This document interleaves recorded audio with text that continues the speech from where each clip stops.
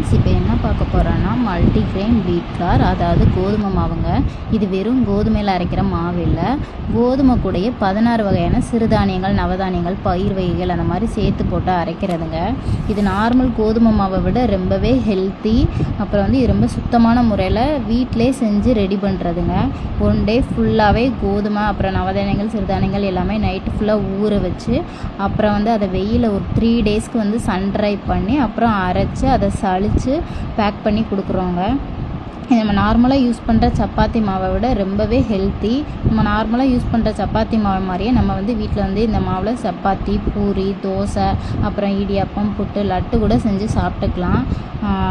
உங்களுக்கு வந்து இந்த சப்பாத்தி மாவு வேணும் அப்படின்னா கீழே இருக்க நம்பரை கான்டாக்ட் பண்ணி வாங்கிக்கோங்க.